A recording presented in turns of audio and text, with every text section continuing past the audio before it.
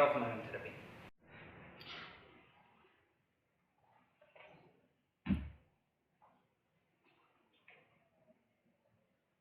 तो मूव करते हैं डायरेक्टली टॉपिक की तरफ, कॉन्वेक्स कॉन्केव रूल क्या है। तो इन शॉर्ट बताता चलूँ कि कॉन्वेक्स कॉन्केव रूल जो है मैकॉनेल ने दिया था, जिसके मुताबिक जो अगर दोनों जो एक कॉन्वेक्स सरफेस है कॉन्केव सरफेस है just like this, the head of humerus जो है वो कॉन्वेक्स है और जो ग्लिनोइड कैविटी है स्कैपुला की वो कॉन्केव है।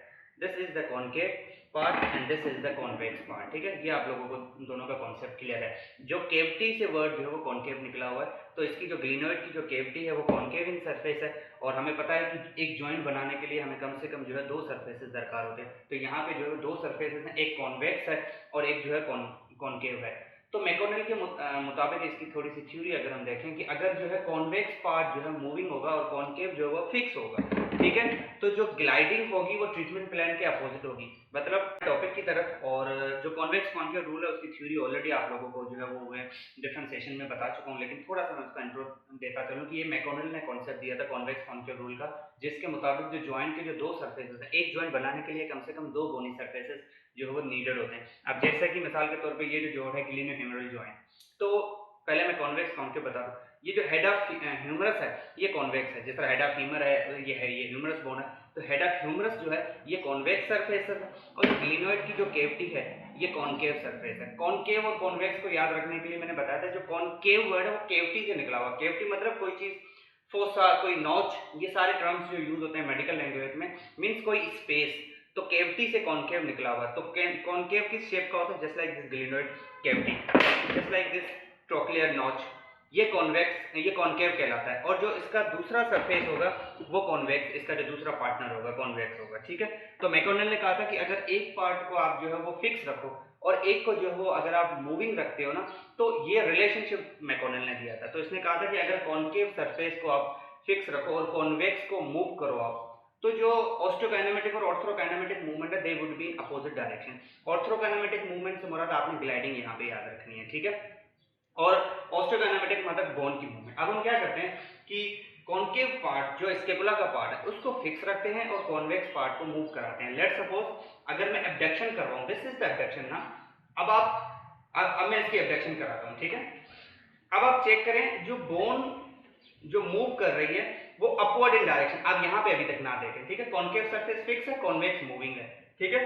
Bone is moving, the osteokinematic moving is upward. Meanwhile आप इस सरफेस को देखें, जो कॉन्वेक्स सरफेस है वो जो ग्लिनोइड में ग्लाइड कर रहा है उसकी डायरेक्शन डाउनवर्ड है। मैं इसको अलग से डेमोंस्ट्रेट करता हूं।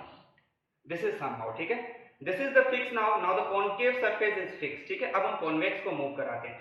जैसे ही एब्डक्शन होगी, चेक द मूवमेंट। अब जो बोन की मूवमेंट आप यहां से चेक करें, जो बोन की मूवमेंट है वो अपवर्ड इन डायरेक्शन है। मीनवाइल आप इसको ग्लाइड चेक करें, ये ग्लाइड किस डायरेक्शन में कर रहा है? डाउनवर्ड। तो ऑस्टियोकाइनेमेटिक movement and the orthokinetic movement they are opposite in direction. Gliding is downward while the osteokinetic movement bone is moving upward. तो ये कॉन्सेप्ट जो दिया था ये कॉन्केव रूल का, ये मैकॉनेल ने दिया था कि अगर आप कॉन्वेक्स पार्ट को मूव कराते हो तो बोन जिस डायरेक्शन में मूव करेगी, ग्लाइडिंग जो है उसके अपोजिट मूव करेगी।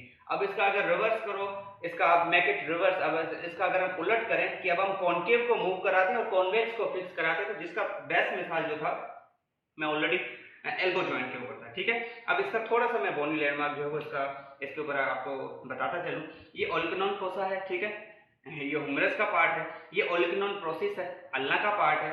ओलिकनोन के अंदर जो नॉच है वो ट्रोक्युला है और जो ये मैं इसमें डेमोंस्ट्रेट, ये humerus, this is right humerus, ठीक है।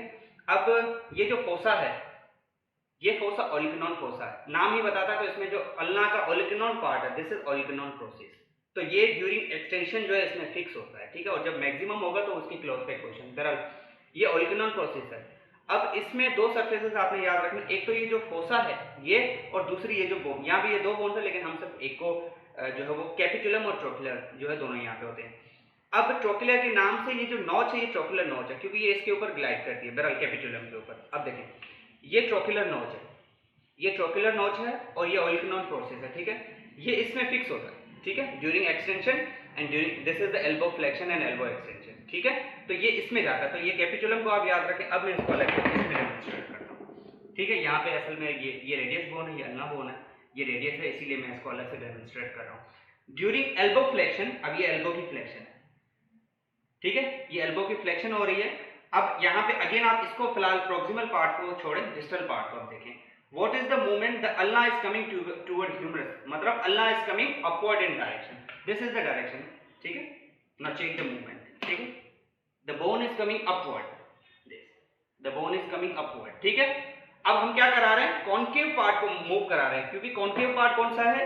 ये वाला। अब हम कॉन्वेक्स को फिक्स रख रहे हैं, इसका जो पार्टनर है वो कॉन्वेक्स है, चेक द कैपिटुलम, ये कॉन्वेक्स है, ये फिक्स है, ये इसके ऊपर ये इसके ऊपर मूव करता है ना, तो ये कॉन्केव है। अब हम कॉन्वेक्स को फिक्स रख रहे हैं, ह्यूमरस फिक्स है, only the concave part is moving, ठीक है। अब मैं इसमें डेमोन्स्ट्रेट करता हूं, ये फिक्स है, ठीक है, ये फिक्स है। अब सिर्फ मैं इसको मूव कराऊंगा, इसको मैंने फिक्स किया। Now this is the elbow flexion, right. अब जो बोन की मूवमेंट है वो किस तरफ है? अपवर्ड है। अब उसके साथ साथ आप केविटी को चेक करें, the cavity is also moving upward, the concave part is also moving upward. अब मैं हाथ में डेमोन्स्ट्रेट करता हूं, ये इसने ऐसे ग्रिप किया हुआ, ठीक है, this is the elbow flexion, bone is moving upward while the cavity is also moving upward, ठीक है। मैं इसमें आगे, अब मैं इसमें डेमोन्स्ट्रेट करता हूं। अब आप चेक करें, ये जो केविटी है, bone is moving upward, the cavity is also moving upward, so this is convex part and this is the concave. Do the elbow flexion, bone is moving upward, the concave part is also moving upward. तो ये concept मैकोनेल ने दिया था कि जब आप convex को fix रखते और कॉन्केव अगर मूव कराओगे तो जो ग्लाइडिंग होगी या जो उसके ऊपर ऑर्थोकाइनेमेटिक मूवमेंट होगी वो ऑस्टोकाइनेमेटिक मूवमेंट एक ही डायरेक्शन में होगी, दे would be in same direction, जिसका मैं फॉर्मूला बता चुका हूँ। कॉन्केव में ए आता है तो सेम में भी ए आता है, तो when the concave part is moving the direction would be the same in treatment plan, when the convex part is moving the direction would be in opposite, ठीक है। अब ये तो था मैकोनेल का कॉन्सेप्ट, यहाँ तक मैकोनेल ने कॉन्सेप्ट दिया था कि what is the convex concave rule. Kelton bond ने उसको प्रैक्टिकली जो है वो अप्लाई किया था और उसका जो क्लिनिकल यूजेस है वो केल्टन बॉन्ड ने भी उसके ऊपर बात की हुई है, ठीक है। अब केल्टन बॉन्ड ने ये बताया कि जब हम एब्डक्शन करते हैं ऑर्थोकाइनेमेटिकली ग्लाइडिंग जो है वो डाउनवर्ड डायरेक्शन में हो रही है, मतलब अगर किसी की एब्डक्शन रिस्ट्रिक्टेड है, just like in frozen shoulder में अगर एब्डक्शन किसी की रिस्ट्रिक्टेड है तो उसकी ऑर्थोकाइनेमेटिक मूवमेंट में भी अफेक्टेड हो सकती है, तो हम उसको किस डायरेक्शन में मूव करेंगे? That would be in downward.